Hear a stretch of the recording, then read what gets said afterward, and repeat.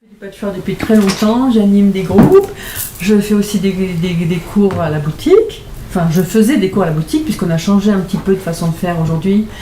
Aujourd'hui, c'est plutôt par Zoom, en live. Donc aujourd'hui, je vais vous parler du démarrage du patchwork, vraiment du démarrage à la machine, puisqu'on est une boutique de machines à coudre, et que le patchwork, il y a tellement de choses différentes, de techniques différentes, autant à la main qu'à la machine, donc on va se spécialiser sur la machine. Pour bien démarrer le patchwork, il faut connaître son tissu. Et son tissu, c'est connaître le droit fil et le biais. Comment trouver un droit fil?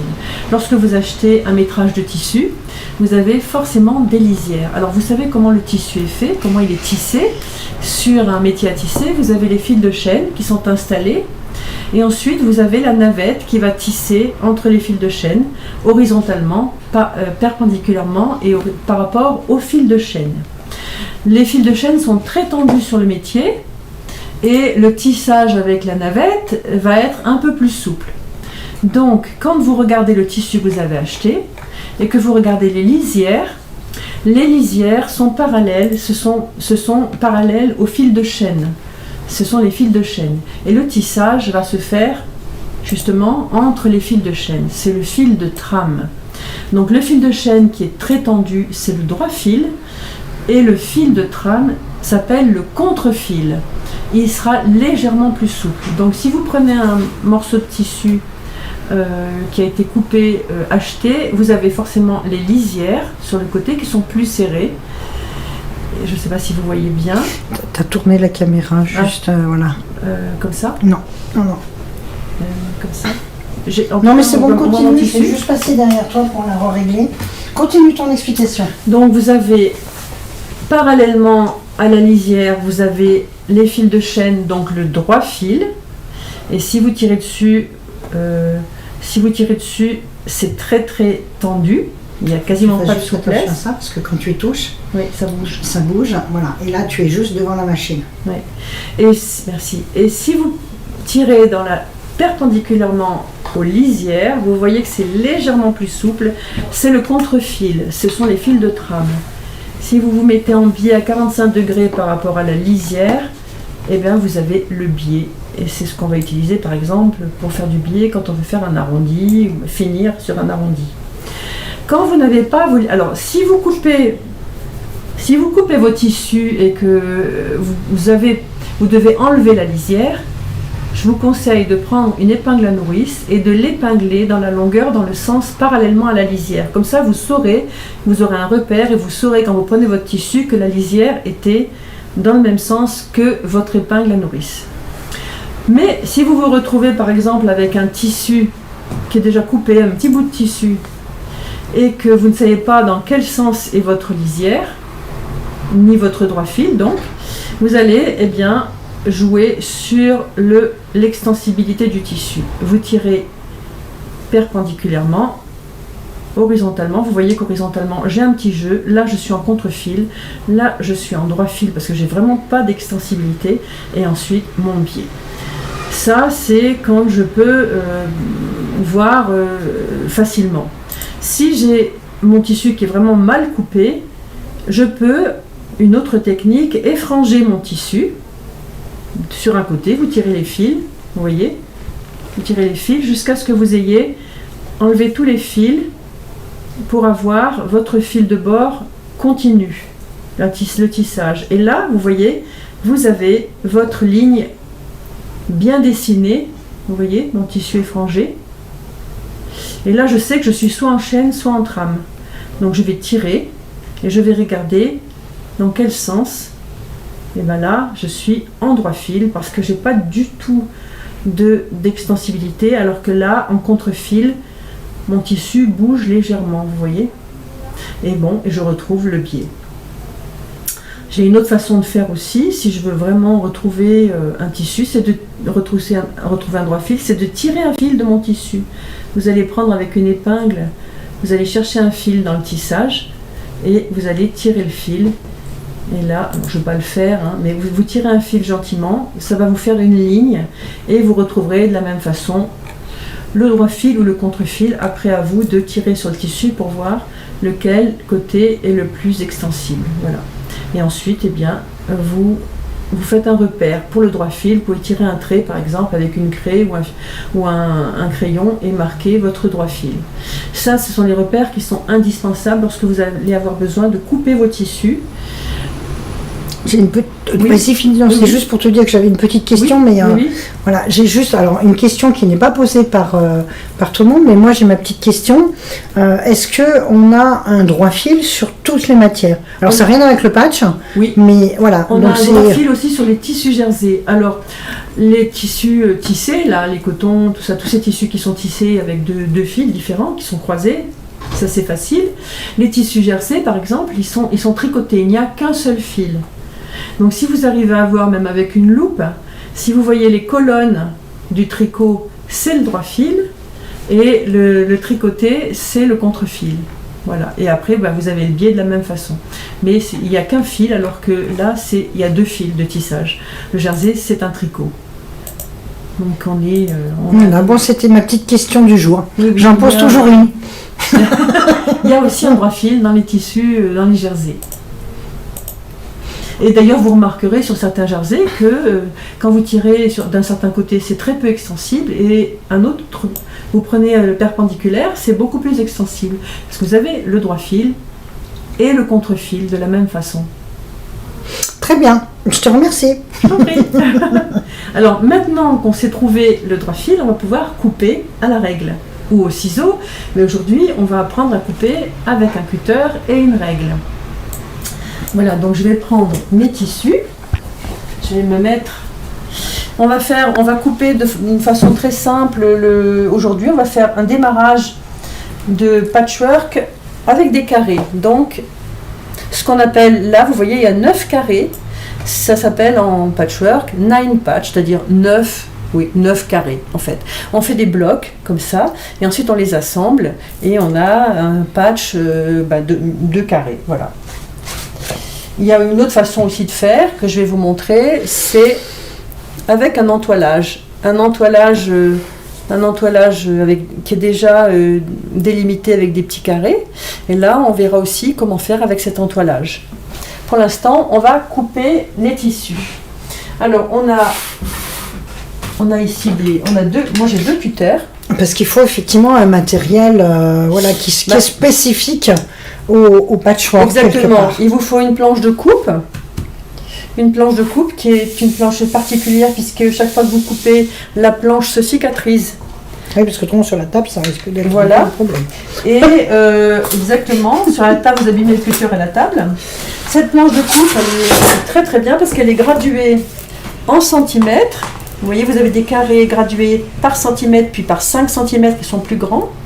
Voilà, elle est graduée, elle fait 60 cm sur 45 cm, elle est vraiment très bien. Vous pouvez en avoir des plus grandes ou des plus petites quand vous partez dans votre club et vous emportez une plus petite planche.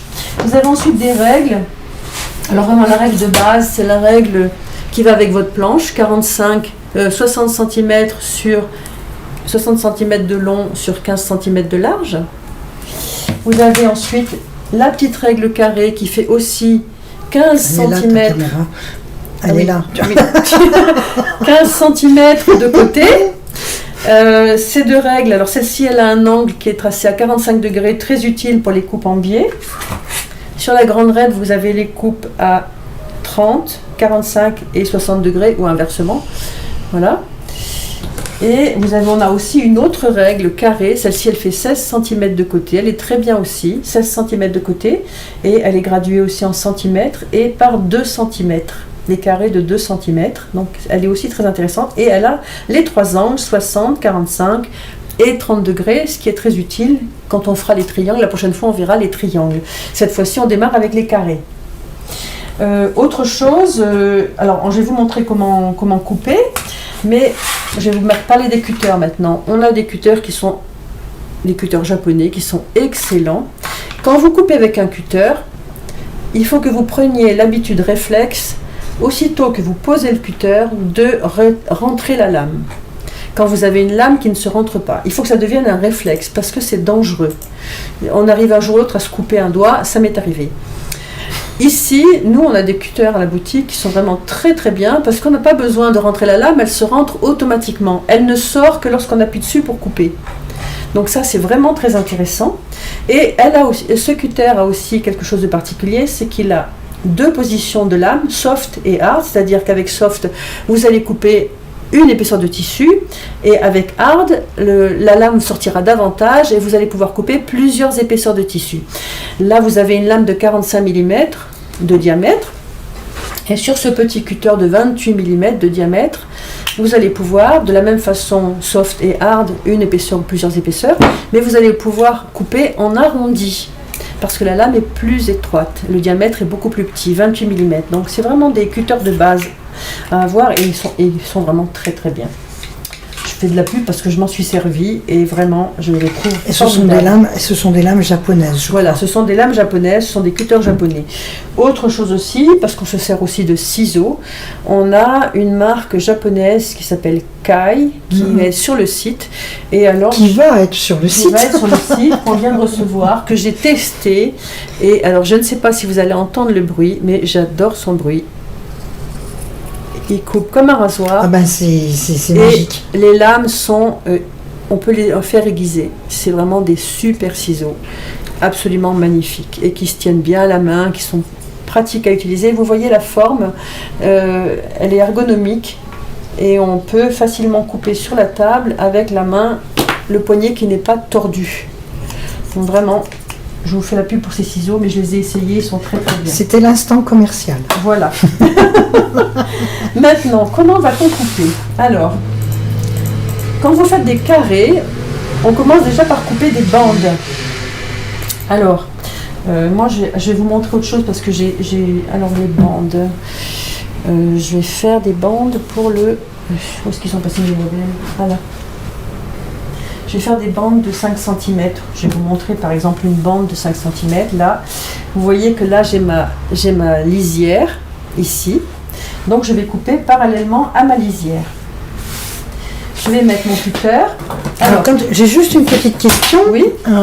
Quand tu choisis tes bandes ou tu isoles aussi les motifs, est-ce qu'il y a une recherche de motifs? Je ne sais pas si c'était peut-être une explication que tu allais faire plus tard. Oui, mais ça fait rien. Sur les grands carrés que je vais vous montrer, j'ai cherché à isoler des motifs. Voilà.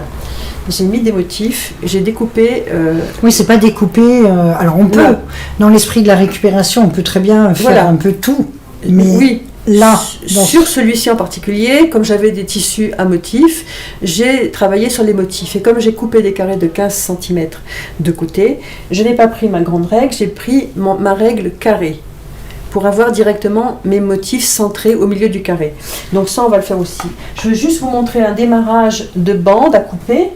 Donc avec la règle, alors vous voyez que, vous savez que quand vous avez une règle, donc je vais me positionner... Ah pardon, excuse-moi. Non, attends, ça je vais l'enlever. Oui, je vais mettre le tissu à l'endroit, comme ça on verra mieux. Donc je me mets parallèlement à ma lisière. Donc je vais par exemple couper... Voilà, je me mets parallèle à ma lisière sur un trait que je vois bien. Et comme je coupe toujours de vers moi, vers l'extérieur. Je ne vais pas couper comme ça, ni comme ça.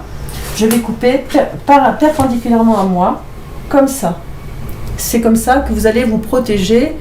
Et le tissu que vous allez devoir garder, vous le laissez sous la règle pour qu'il soit protégé. Donc comme moi j'ai ma lisière que je veux couper une bande de 5 cm, je vais aller plus loin. Je vais me mettre parallèle à ma lisière et je vais couper par exemple 7 cm. Alors autre chose, je vais me mettre à l'envers parce que je vais vous expliquer pourquoi. Si je mets ma main comme ça, et que je coupe là, vous voyez que hop, ma règle s'en va. On coupe toujours le cutter le long de sa main. Quand j'ai dépassé ma main, je déplace ma main et je recommence à couper pour tenir ma règle. Mais ça n'empêche pas parfois que la règle glisse. Alors on a un petit truc très spécial. Ce sont les bandes Handy Grip de chez Handy Quilter qu'on a à la boutique. Ce sont des petites bandes on dirait du papier de verre. Quand vous enlevez le papier derrière et que vous les collez sur la règle, elles sont transparentes. Vous voyez? Donc vous avez toujours vous apercevez toujours les réglages de la règle, les lignes de la règle, et quand vous les posez sur le tissu, vous voyez aussi à travers.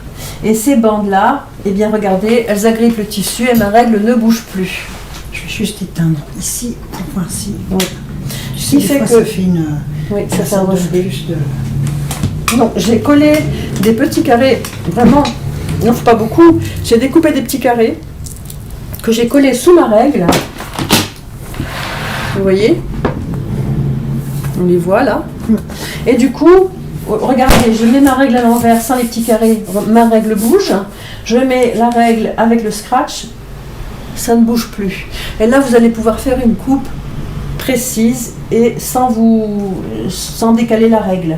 Donc je vais me mettre par exemple à 7 cm par rapport à ma lisière. Donc je suis bien parallèle à ma lisière. Là. Je vais couper. Alors j'ai pas besoin d'ouvrir mon cutter parce que quand je le pose, la lame sort.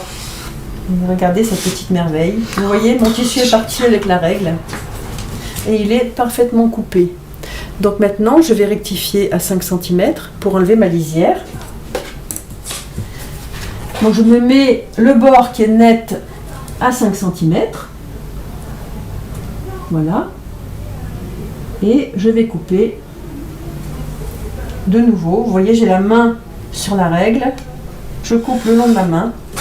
Et j'ai enlevé ma lisière et j'ai une bande parfaitement coupée. Ma règle n'a pas glissé parce que les petites anti-grippes ont bien tenu ma règle et mon tissu en même temps. Et voilà, j'ai mes bandes bien coupées. Maintenant, je vais vous montrer avec mon carré parce qu'on va travailler en début. On va pas commencer par celui-ci. On va commencer par des grands carrés de 15 cm, par ceux-là. Et donc je vais couper des tissus pour pouvoir faire mes carrés. Alors je me suis un petit peu avancée. J'ai coupé certains carrés déjà. J'ai coupé mes carrés blancs, enfin écrus. J'ai coupé un motif. Il me faut encore 3 autres motifs comme ça. Donc je vais vous montrer comment je m'y prends. Alors,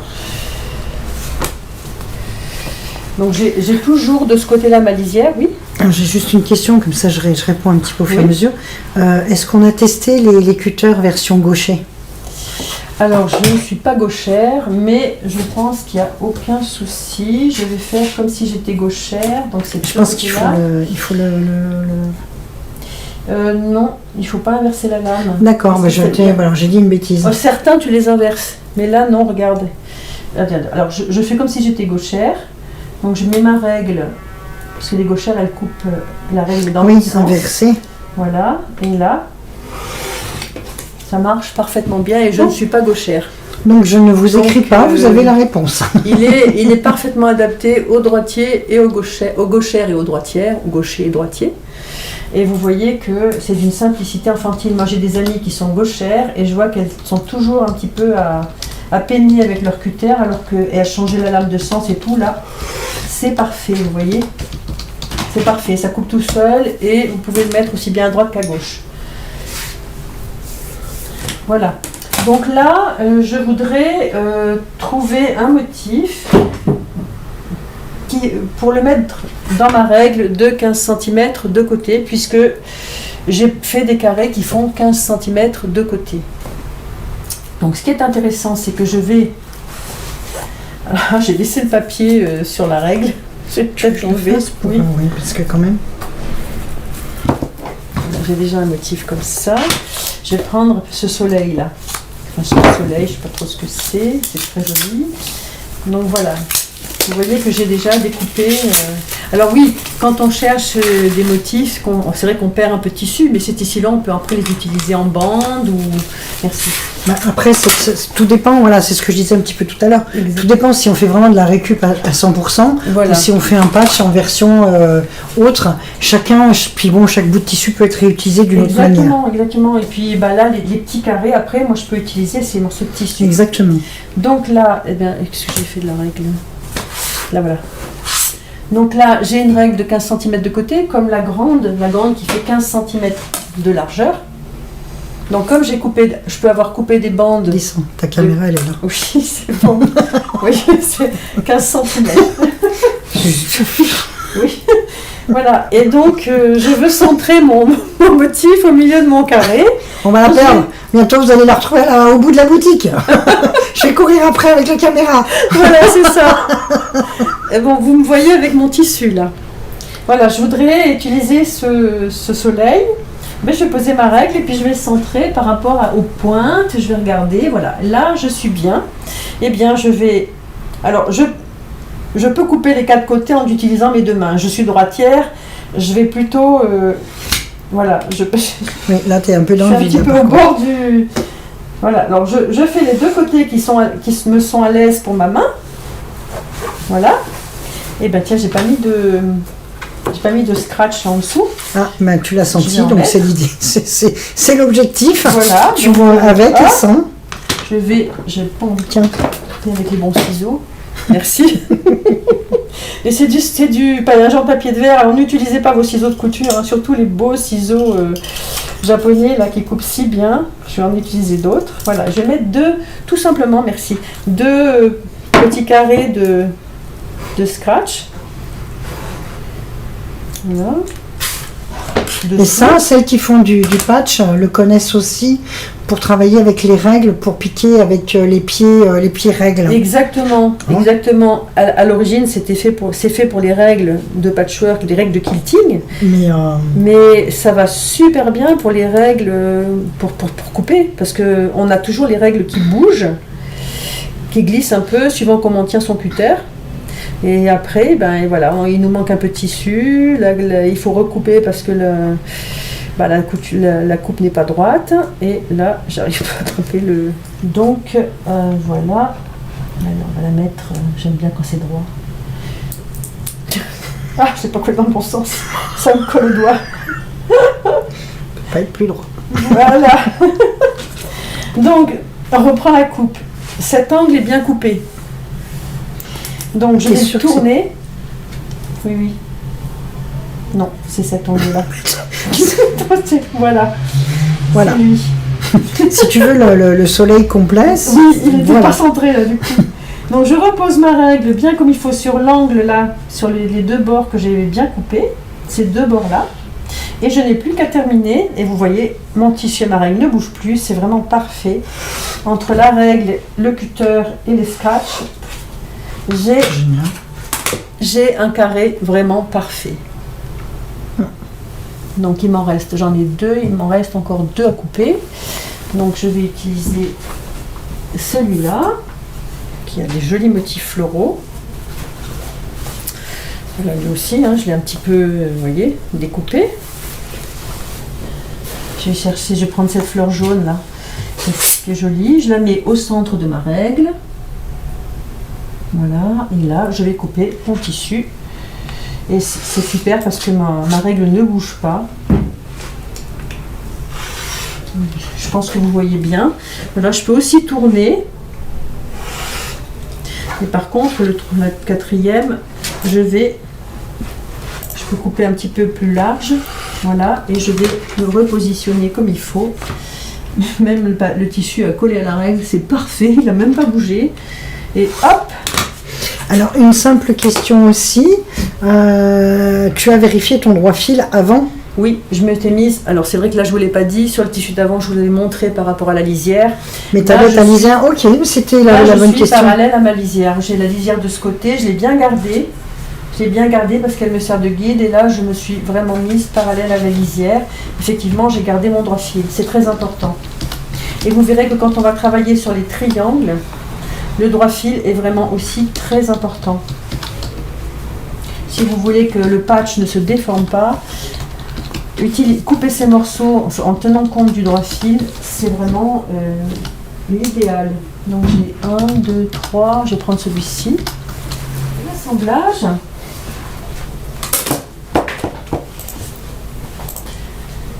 L'assemblage, eh bien vous avez votre machine. Là, on va faire un assemblage vite, je veux pas dire vite fait, un assemblage machine sans épingle. On a des pinces et surtout sans traçage. On ne trace pas les valeurs couture. Parce que lorsque vous avez un pied de biche, attendez, ma machine n'est pas encore tout à fait en route, vous allez garder toujours la même valeur couture, c'est-à-dire 1/4 d'inch. Et du coup, vous n'avez pas besoin de tracer, puisque vous avez un pied qui va vous guider. C'est le pied 1/4 d'inch, je ne sais pas si vous le voyez bien. Il a un trou, oui, on voit bien. Et il a surtout une petite lame, moi j'appelle ça une petite lame sur le côté, qui va vous servir de guide-bord. Est-ce que vous la voyez? Oui, là comme ça. Oui, non, on voit bien. Hein. Voilà. Donc en fait, votre tissu va être calé contre le guide-bord et vous aurez 1/4 d'inch vraiment sans aucune marque sur votre tissu. Si vous avez certaines machines, vous allez pouvoir dire à la machine qu'elle est réglée en point droit, parce que c'est un pied qui n'a qu'un trou, donc il est vraiment fait pour le point droit. Vous avez une stabilité de couture que vous n'avez pas quand vous avez une fente qui fait 6, 7 ou 9 mm de large. Le point droit, le pied point droit va bien tenir votre tissu, donc ça c'est vraiment intéressant. Ma machine elle est réglée sur point droit, donc je ne peux pas faire des points larges. Ça c'est intéressant aussi, parce que si vous oubliez de changer le pied pour faire votre point large, elle ne voudra pas le faire. Et moi, vous ne casserez pas l'aiguille ni le pied. Donc l'assemblage, alors l'assemblage, je vais faire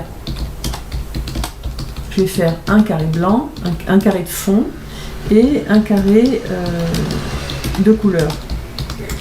Je vois que je me suis trompée. Non, c'est bon, ils n'ont pas la même taille, mais si. Voilà. Je les mets bien l'un sur l'autre. Je le mets sous mon pied de biche et contre le bord du pied. Je règle aussi la longueur du point à 2 ou 1,8. Parce que, étant donné que vous allez coudre à la machine sans faire de point d'arrêt, et souvent le patchwork on recoupe, là on ne va pas recouper, c'est la bonne dimension, mais souvent on recoupe. Si vous mettez un point à 2, à 2,5 ou 2,4, comme les points sont faits pour la couture, eh bien ils vont lâcher, les coutures vont lâcher, le démarrage et la fin vont lâcher par votre assemblage. Donc il faut mettre un point plus court, toujours quand vous faites de l'assemblage patchwork. Donc là je l'ai mis à 2, parce que sinon j'ai 1,5, donc 1,5 c'est quand même un peu petit. J'ai mis à 2, sinon il peut aussi aller à 1,8. Vous avez certaines machines comme les Janome, certaines Janome, elles ont déjà le point quart d'inch qui est préprogrammé, voilà. Et du coup vous avez une longueur à 1,8. Voilà. Après vous avez aussi, ce qui est très bien sur les PFAF, c'est le double entraînement. Donc là il est mis, qui va vous permettre de bien entraîner votre tissu. Sur les machines Husqvarna, vous indiquez à votre machine quel tissu vous utilisez. Elle va régler la pression de son pied de biche en fonction de vos tissus. Et sur les Janome, il y a aussi autre chose. Enfin, c'est voilà. Je connais. Mais là, dans cet exercice-là, tu utilises une PFAF. Oui. La PFAF 720. Qui est particulièrement, je veux dire, adaptée. Et puis surtout, tu as aussi un plateau. Et oui, voilà. Un patchwork, ça, c'est vraiment toute machine, voilà, oui, enfin, je veux dire, pour l'avoir fait, essayer avec et sans, enfin même vous, si vous essayez avec et sans, enfin c'est oui, on va dire indispensable. Oui. Vraiment, et un plateau, j'allais dire droit. Plateau. Et plat, oui. Désolé, hein. J'ai la caméra pas loin. De toucher la caméra. Mais c'est pas vrai. La caméra pas loin, alors si je bouge un peu, bing. Le plateau, la table d'extension plate, et non pas, il faut absolument pas qu'elle soit incurvée, parce qu'autrement vous risquez déjà d'avoir moins de précision et d'être moins à l'aise. Voilà. Tout à fait. Et ça, quelles qu'en soient les machines, en principe, dès qu'on est sur une certaine catégorie de machines, on trouve sans aucun problème le plateau adapté. Voilà. Ou si vous ne trouvez pas, vous allez vous nous téléphonez et on vous guidera. Je te mets ça là, je sais pas si, voilà. Oui, donc je vais commencer à assembler. Alors, certaines préfèrent la pédale, d'autres préfèrent la vitesse électronique, le start and stop. Voilà. Je vais travailler avec la vitesse électronique. Voilà, donc vous voyez, hop là, je vais ralentir un peu quand même. Voilà. Mais j'aime bien travailler avec la pédale aussi. Ah oui, moi la pédale, pour ce genre de choses. Très précis, voilà, moi je travaille avec la pédale. Donc hop, vous voyez, j'arrive au bout et je vais travailler l'aiguille baissée aussi, parce que c'est vraiment intéressant. Quand vous avez l'aiguille baissée, eh bien, vous allez pouvoir être précise. Si vous vous arrêtez, vous repartez exactement sur la même ligne de couture. Alors que quand l'aiguille est levée, vous risquez un peu de vous décaler. Donc mettez bien, si vous le pouvez, aiguille baissée. Voilà, et là, je vais enchaîner mes carrés, en tout cas au moins 2 ou 3.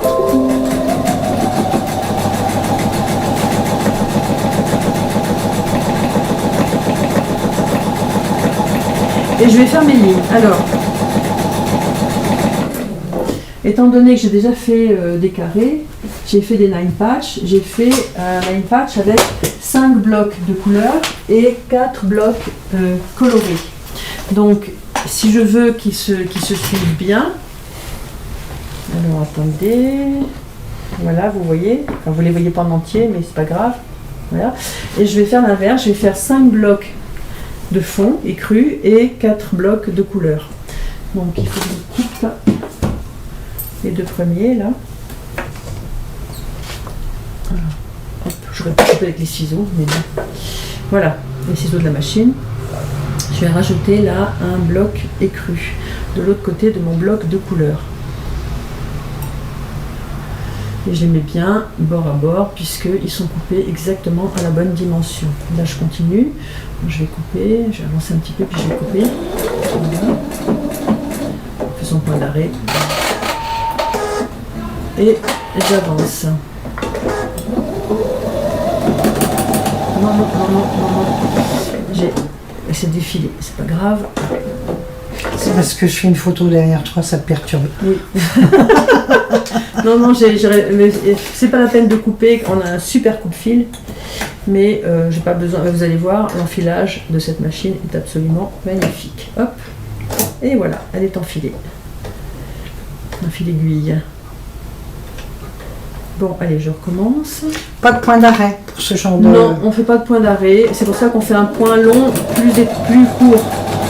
Le point droit plus court.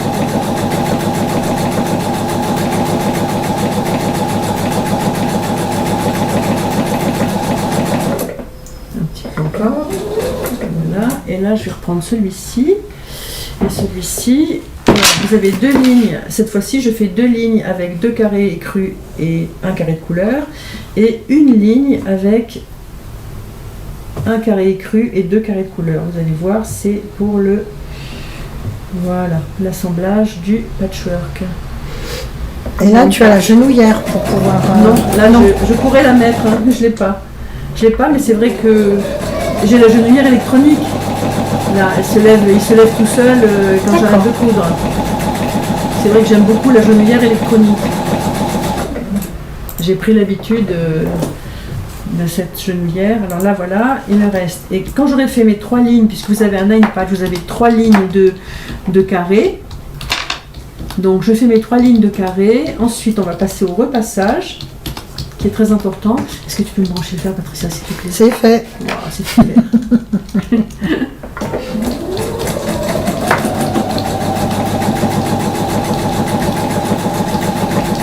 Alors le repassage est très important pour le patchwork.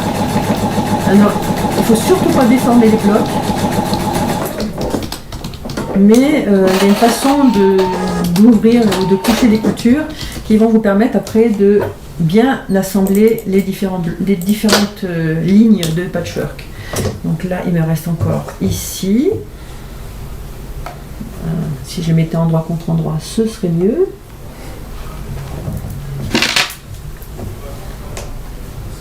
Et hop.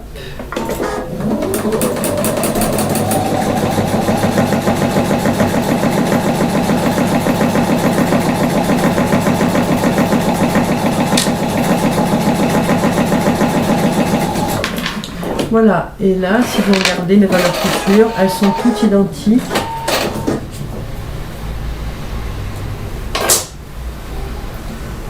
Vous les voyez? Oui, ça brille un peu. Oui, voilà. Non, c'est bon, on voit très bien. Voilà, elles sont toutes identiques. J'ai un fil coloré qui est très beau, changeant de couleur. Voilà. Et maintenant, je vais vous montrer le repassage et ensuite l'assemblage des différentes lignes. Des différentes lignes de patchwork. Donc, il y a plusieurs techniques. Il y a des personnes qui aiment mieux ouvrir les coutures. moi quand je fais de l'assemblage comme ça, je préfère, pour cette technique-là, je préfère les coucher. Donc je vais repasser. Attends, je suis pas prête pour la... Je vais passer dans ce sens-là, comme ça se verra mieux. Vous voyez, je les couche alors pour une ligne, toutes dans le même sens. Voilà. Je reste dessus. Et ensuite, je vais retourner et vérifier que là, c'est bien ouvert. Parce que sinon, vous perdez facilement 1 ou 2 mm. Et après, vous aurez du mal à assembler. Voilà. Donc, ma première ligne de couture, vous voyez, elles sont toutes couchées ici. Je sais pas si... pour moi, c'est vers la gauche. Tout est dans le même sens. Voilà. Je vais prendre ma deuxième ligne de couture. Donc, ma deuxième ligne. Donc là, j'avais un carré central de couleur. Là, je vais avoir 2 carrés sur les côtés. Vous voyez, un carré central clair. Et là, je vais aussi coucher les coutures sur un côté. Voilà. Toutes les deux du même côté. Voilà. Je vérifie qu'ici ce soit bien ouvert. Voilà. Et elles sont aussi couchées du même côté. Je vais faire la même chose avec ma troisième ligne de bloc. Alors, juste une toute petite explication, parce que j'ai répondu, mais je ne pense pas avoir dit de bêtises. Il n'y a pas de point de nouage. Non, c'est juste que le point, la longueur du point est plus courte. Moi, je l'ai à l'état 2, mais vous pouvez la mettre à 1,8 aussi. Et du coup, vous voyez que c'est beaucoup plus solide, ça ne se défait pas au début. Il n'y a aucun point. En patchwork, on ne fait pas de nœud. Alors moi, j'ai donné l'explication aussi qu'il y allait y avoir un autre assemblage et que tout sera tenu par un matelassage. Est-ce que c'est valable ou pas? Oui, aussi. Mais là, quand je vais assembler mes deux lignes ensemble, elles vont être recousues. Voilà. Ça va être recousu, donc ça va être tenu. Alors, j'ai ma première ligne avec un bloc unique de couleurs. La deuxième ligne, ça va être l'inverse, le bloc uni, enfin clair, de fond au milieu. Si je regarde mes tissus à l'envers, si je regarde mes assemblages à l'envers, il faut que mes deux couchages de couture se contrarient. J'en ai un vers la droite et l'autre vers la gauche. Quand je vais les mettre les uns contre les autres, quand je vais coudre, comme mes deux coutures se contrarient, elles vont venir buter l'une contre l'autre et elles seront parfaitement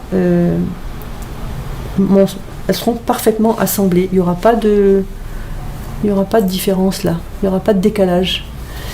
Donc on va prendre les petites pinces. Ça c'est très pratique.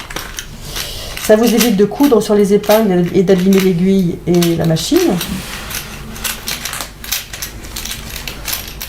Voilà, hop. Tu retournes de l'autre côté. Oui, je retourne là. Je vais juste mettre une petite pince à l'endroit de mes coutures. Donc, vous les faites bien mettre l'une contre l'autre. Et vous voyez, si vous essayez avec votre doigt de les faire glisser, elles butent l'une contre l'autre puisque les coutures sont couchées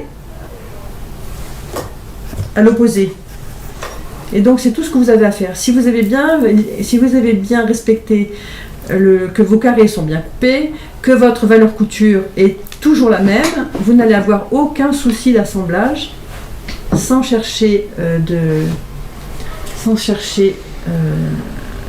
à mettre des épingles. Vous démarrez bien bord à bord avec vos coins.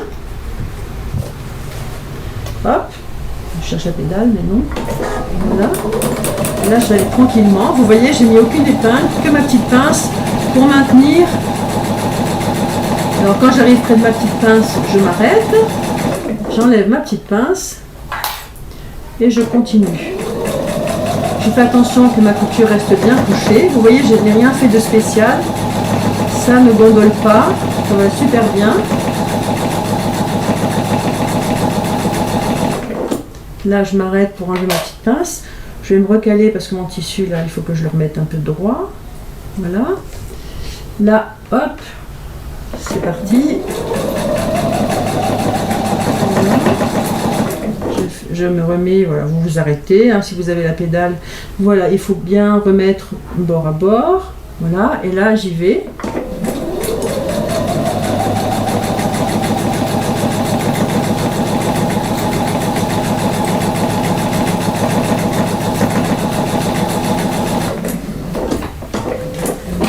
regardez l'assemblage. Le croisement est parfait. Je ne sais pas si vous le voyez bien. Oh, on voit très bien. Il n'y a plus qu'à repasser et c'est parfait. Je vais le repasser. Oui, ok. Et voilà, donc vous voyez, après on couche la couture d'un côté ou de l'autre. On la couche et vous avez votre patchwork qui s'assemble. Voilà. Et la troisième ligne, vous ferez exactement la même chose. Je ne vais pas vous le faire parce que vous l'avez déjà vu, mais vous voyez, si je prends, ça c'est mon carré central. Si j'assemble ma bande, je vais regarder de l'autre côté. Et, étant donné que vous avez un seul carré au milieu et que vous avez deux carrés, vous pouvez tourner pour que vos coutures soient à l'opposé. Vous voyez, couture vers le bas là et couture vers le haut ici. Et vous allez pouvoir faire votre assemblage sans aucun problème. Hop, les coutures qui sont couchées à l'opposé et quand vous cousez, elles butent l'une contre l'autre et ça vous fait un assemblage vraiment parfait. Il n'y a plus qu'à repasser et vous avez votre 9 patch. Et si vous regardez votre assemblage de blocs, vous voyez que ici j'ai 5 blocs de couleurs et j'arrive. Tu le vois? J'ai 5 blocs de couleurs. Je vais enlever mes tissus là parce que on ne se voit pas. On voit pas. J'ai 5 blocs de couleurs. Ici, je vais avoir 4 blocs de couleurs. C'est comme ça. Est-ce qu'il est ma troisième bande? Là. Voilà. Et vous allez pouvoir construire comme ça un grand patch à base de carrés. Vous voyez? Et vous allez pouvoir, là j'en ai encore un, qui va venir ici, par exemple, là. Et vous allez pouvoir continuer indéfiniment et faire un plaid et faire voilà. Ça, c'est les bases du patchwork, c'est le premier travail, ce sont les carrés. On a une autre technique aussi, par exemple pour pardon, je suis partie. Non, pour des petites chutes, par exemple, vous avez des petites chutes de tissu, justement, les petits bouts que j'ai laissés, vous voyez là, bon, j'ai pris d'autres tissus, mais voilà, donc j'ai coupé des bandes. Alors, on va travailler avec cet entoilage où les lignes sont déjà tracées. Donc, c'est intéressant parce que vous allez pouvoir poser facilement vos carrés. Ce sont des carrés qui font 5 cm. Alors, on peut très bien faire des carrés de 2 cm, d'1 cm. On peut faire des choses minuscules. On peut faire des carrés de 10 cm. Vous faites la taille des carrés que vous voulez. Ça, c'est à vous de choisir. Moi, je vais partir sur des carrés de 5 cm pour que ce soit facile à vous montrer. Mais, étant donné, voilà le résultat, je vous montre l'arrière, puisqu'on coud sur l'entoilage. On va utiliser des bandes. Nos carrés font 5 cm, donc avec la valeur couture et le pli de l'intissé, c'est un petit peu épais. Donc on va couper des bandes de 4,75 mm de large et faire des carrés de 4,75 mm de côté. Pourquoi? C'est pour qu'il y ait un petit peu moins de valeur couture là, pour que ce soit moins épais et plus facile à travailler. Donc il faut diminuer un petit peu la taille du carré. Quand vous avez un carré de 5 cm, vous enlevez 2,5 mm. Donc c'est vraiment une petite, vous voyez, c'est un petit trait noir là sur la planche, sur la règle de coupe. Donc j'ai déjà coupé mes bandes à 4,75 mm de large et je vais retailler mes petits carrés donc à 4,75 mm de côté. Voilà, il y a bien des repères sur cette petite règle, elle est très bien faite. Voilà, donc étant donné que j'ai bien coupé mes bandes par rapport à mon droit fil, je vais maintenant juste couper mes petits carrés. Voilà, donc hop, je me mets à 4,75 mm de côté. Et je coupe mes petits carrés. Voilà, donc j'en ai déjà coupé quelques-uns, c'était juste pour vous montrer. Alors, avec cet entoilage-là, on va encoller les tissus. Donc, je vais prendre mon entoilage, mais avant, je vais poser un tissu ou un papier de protection, par exemple du papier de cuisson ou un journal, un grand journal. Il faut mettre de la colle partout, sur votre planche, même sur le fer à repasser. Enfin bon voilà, donc vous allez prendre un tissu ou un grand journal. Vous allez poser votre entoilage dessus, les lignes vers vous pour que vous puissiez les voir. Ou plutôt, oui c'est ça, c'est comme ça que j'avais fait. Les lignes vers vous. Et je vais poser mes petits carrés. Alors là, ben voilà, j'ai pris mes chutes de tissu. Et je vais d'abord encoller avec ma colle, alors à 30 cm, un voile de colle, hein, c'est pas la peine d'en mettre une grosse quantité.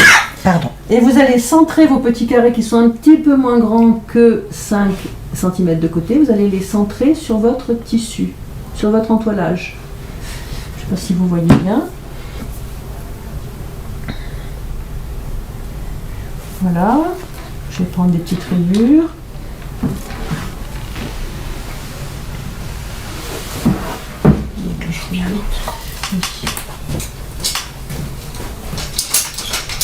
Vous avez des tissus qui sont plus ou moins mous, il faut faire attention de ne pas les déformer. Moi je vous fais un petit carré.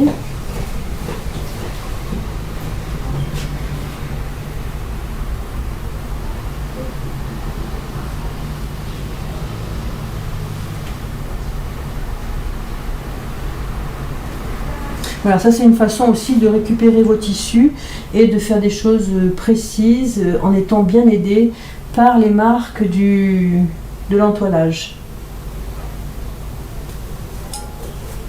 Voilà, je vais mettre allez, des petits ronds là, j'ai pas encore mis.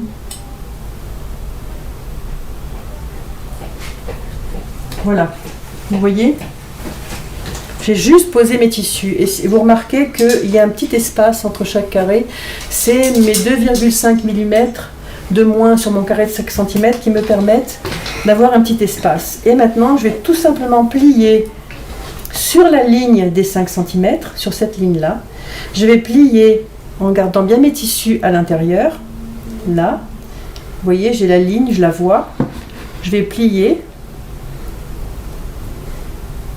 Voilà, et je vais coudre à 1/4 d'inch. Faites attention que vos tissus soient bien positionnés dessous. Et je vais coudre à 1/4 d'inch, tout simplement.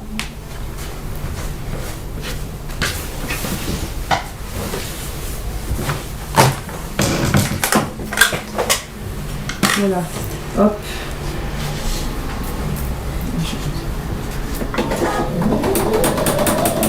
Normalement, j'ai encore défilé la machine en mettant le tissu. Ça, c'est pas malin, mais elle s'enfile bien. Il faut une seconde pour l'enfiler. Oui. C'est vrai. Alors, juste quand même, pour le fait de mettre la pédale te permet de démarrer un peu plus lentement. Ben, la pédale, ça me permet d'être beaucoup plus précise. C'est vrai que là, je ne l'ai pas cherché. Donc voilà. La pédale, ça me permet d'être beaucoup plus précise, d'avoir mes deux mains, parce que quand je veux m'arrêter, je lève le pied, alors que là, il faut que je cherche. Ça te donne un point de contrôle supplémentaire. Voilà, c'est ça. Je trouve que pour certaines opérations, alors moi je trouve, bon là, la boutique, c'est vrai qu'on déplace une machine d'un endroit à un autre. Bon, il y a des fois, on fait un peu ça rapidement, mais je pense qu'avec la pédale, ça permet. Mais je préfère travailler avec la pédale quand je fais du patchwork. Donc alors, très bien. Oui, oui. Donc les deux sont utiles. C'est pour ça que je suis en train de chercher la pédale à chaque fois que oui, c'est pour ça que voilà. Là, je vais faire sans la pédale, mais moi, à chaque fois que je veux être précise, c'est vrai que j'utilise la pédale. Attends, on t'a perdu, c'est dessous. Voilà. C'est bon. Donc bon. Là, je couds sur mon intissé, hein, à 1/4 d'inch de. Là, je ne m'occupe pas des centimètres, c'est vrai. Je travaille à 1/4 d'inch de mon pli, en fait.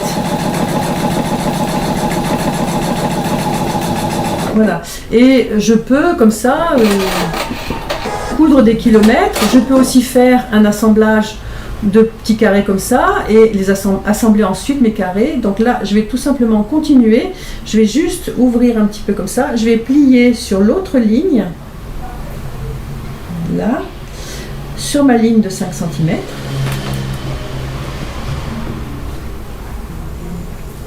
Ça se plie très bien. Voilà, et je vais coudre de la même façon.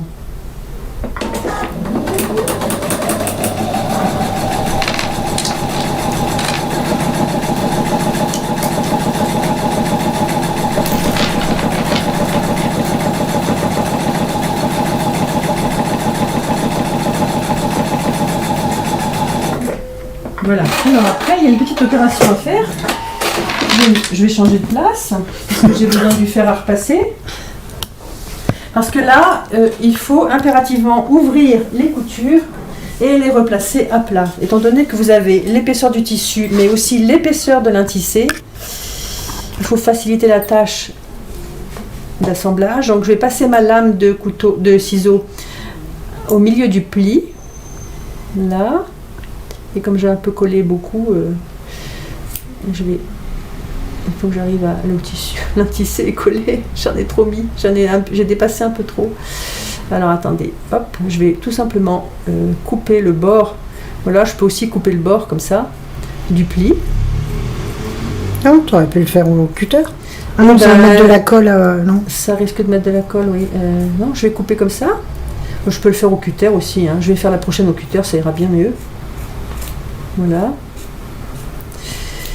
Je vais faire le deuxième au cutter. Donc là, je vais me mettre très très au bord de ma valeur couture, hein, pour couper à peine le pli. Hop. Ça va beaucoup plus vite. Voilà. Et maintenant, je vais l'ouvrir au fer. Donc vous voyez que mes carrés sont bien cousus. Ils sont cousus là. Donc je vais ouvrir au fer. Attendez, je fais juste ça pour qu'elle se stabilise, la caméra. D'accord. Voilà, et voilà. Et maintenant, voilà. Maintenant, l'opération, c'est d'ouvrir au fer. Là. Bien ouvrir. Vous voyez, on aperçoit les tissus et l'intissé. Merci. Hop. Voilà. Hop. Et maintenant, celui-ci. Hop, il faut que je le récupère. Là. Là. Ça s'ouvre bien. Parce que quand vous allez devoir coudre dans l'autre sens, ce sera trop épais si vous n'ouvrez pas. Il faut vraiment ouvrir. Ah, j'ai pas ouvert suffisamment. J'ai coupé un peu trop juste avec mon cutter ou mes ciseaux, je sais pas lequel des deux j'ai fait. Voilà, hop, ici. Voilà. Oh, j'ai coupé un peu trop juste. Voilà.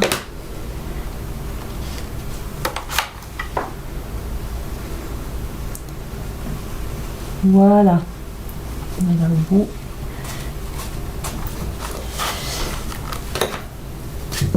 Bon, j'ai pas besoin de tout ça. Mais alors, je vais juste répondre en même temps oui. À une question. C'est Daniel qui a dessiné le quadrillage. Non, justement, c'est pas Daniel qui a dessiné le quadrillage, c'est un entoilage qui est déjà quadrillé. Imprimé, voilà. Et du coup, il est très précis parce que nous, on a beau dessiner entre l'épaisseur du trait, le décalage parfois de la règle, on n'est pas aussi précis. Là, c'est imprimé. C'est vraiment des entoilages que Patricia a et qui sont vraiment très très très précis. Et du coup, on peut faire même des minuscules petits carrés de 2 cm ou on peut vraiment faire du pointillisme. On va déjà s'essayer sur un peu plus grand. Quand voilà. Même, hein. J'ai cousu dans la longueur, maintenant je vais coudre dans la largeur. Perpendiculairement. Donc tout simplement, je vais replier mes tissus. Et vous voyez que si j'avais une couture qui n'était pas ouverte, ça aurait été plus difficile. Je vais plier mes tissus sur ma ligne de 5 cm, entre mes carrés, vous voyez. Et je vais coudre dans ce sens-là. Et là, vous voyez, mes coutures sont ouvertes et j'ai beaucoup moins d'épaisseur. Donc je vais coudre dans ce sens-là maintenant. Allez. Donc je suis bien sur ma ligne de 5 cm, je vérifie. Tu as besoin de repasser encore après ? Oui, mais après je peux dire que je peux... Non, mais c'est bon, oui, c'est juste je laisse oui, sur la caméra. Donc voilà, je fais attention que mes coutures restent bien ouvertes quand je couds.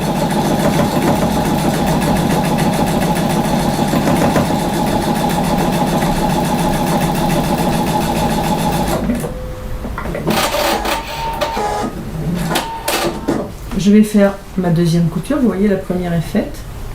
Je vais faire la deuxième, je vais replier sur ma ligne de 5 cm. Donc on voit bien les lignes, hein, puisque l'intissé est quand même assez transparent.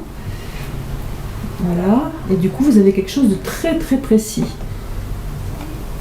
Là. Hop, les coutures bien ouvertes et on redémarre.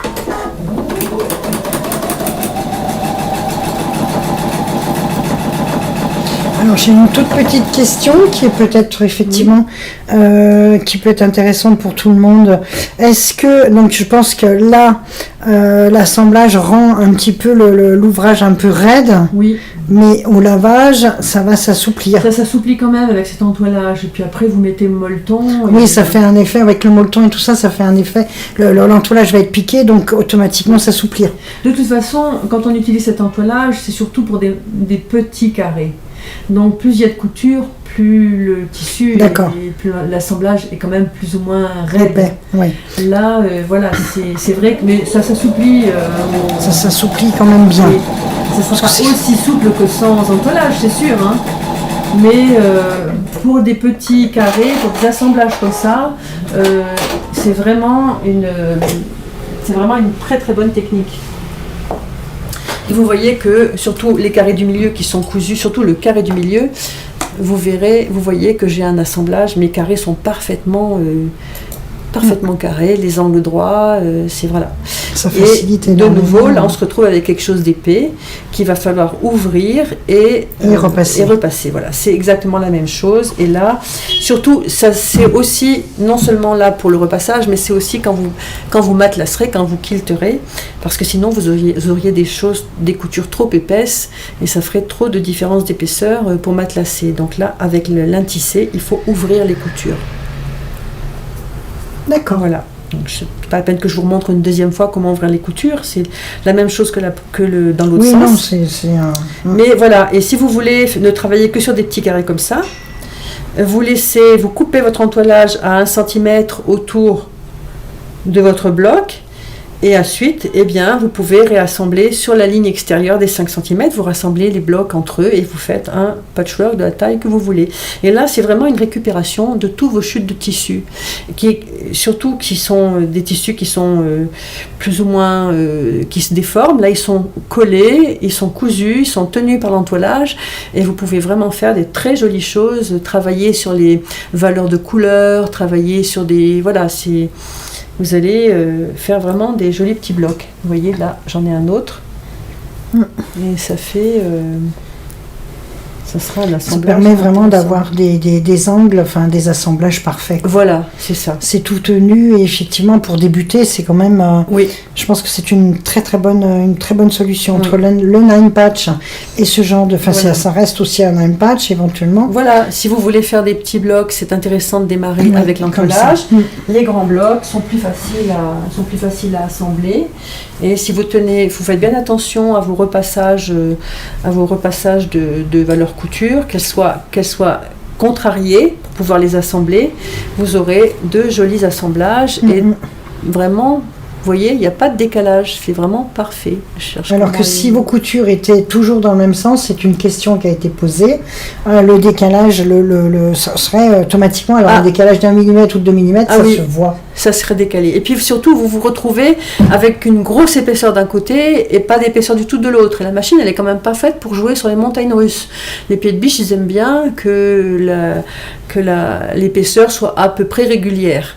Il y a des techniques, après, pour passer des épaisseurs, mais en patchwork, une des principales techniques, c'est justement de coucher les valeurs couture à l'opposé pour qu'elles se butent l'une contre l'autre et que vous ayez, après, un très bel assemblage.